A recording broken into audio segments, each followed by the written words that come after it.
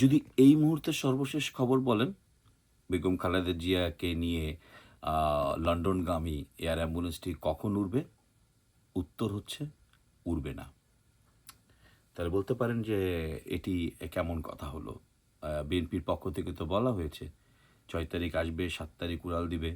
অঙ্কটি অত সহজ নয়। খালেদা জিয়ার যে শারীরিক পরিস্থিতি সেটা কিছুতেই হাসপাতাল থেকে অ্যাম্বুলেন্সে এবং অ্যাম্বুলেন্স থেকে এবং আবারও বিদেশগামী যেটি এয়ার অ্যাম্বুলেন্স আ সেটিতে ওঠানোর সক্ষমতাতে আর নেই। আপনারা জানেন যে খালেদা জিয়ার একটি ইন্টারনাল ব্লিডিং হয়েছে এবং সেটির জন্য অস্ত্রোপচারও করা হয়েছে। আ সেটি আপাততভাবে ঠিক হলেও অন্যান্য অর্গানগুলো যথাযথভাবে রেসপন্স করছে না। যে কারণের জন্য আ খালেদা জিয়ার তারিখ আরও এক দফা ইন্টারনালি প্রস্তুতি রেখে দেওয়া হয়েছে। সেটি হচ্ছে ১০ই ডিসেম্বর।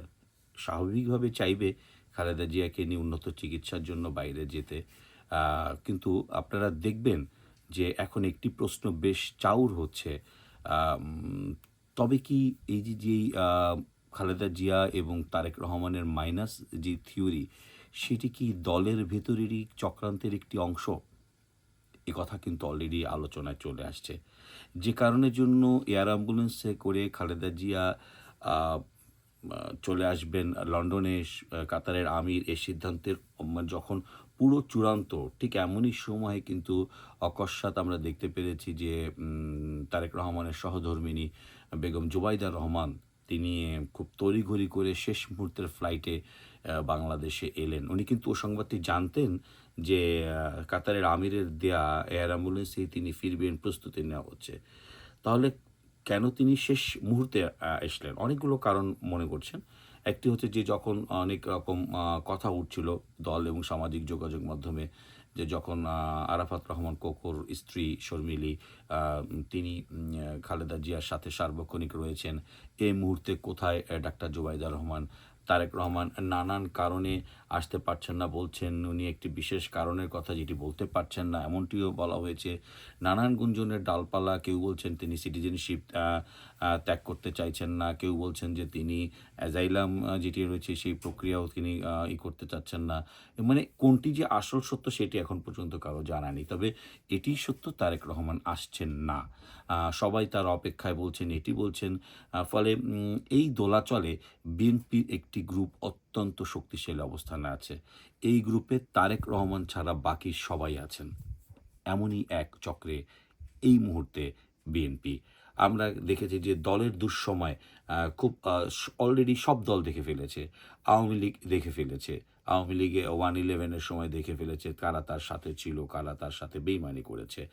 আম আ ৭৫ এর ১৫ই আগস্টের পরে আওয়ামী লীগ দেখেছে যে তার খুব কাছের লোকগুলো কি করে বেইমানি করা শুরু করলো। বিএনপি কিন্তু এখনো এই প্রক্রিয়ায় টি দেখেনি।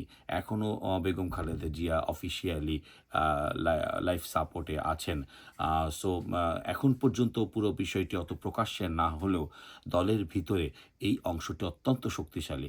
আপনারা দেখবেন যে মির্জা ফখরুল ইসলাম আলমগীর আ eventually সালাউদ্দিন আহমেদ সহ যে অংশটি বেশ সরব, তারা কিন্তু দেখবেন যে তাদের বক্তব্য এক ধরনের পরিবারের সাথে সাংঘর্ষিক। পরিবার যখন ভীষণভাবে চাইছে যেতে, তখন বিএনপির দেখবেন বিভিন্ন পর্যায়ের নেতাকর্মীরা এই তো কদিন আগেও বলা হয়েছিল যে কারো বক্তব্য ওভাবে গ্রহণ না করতে।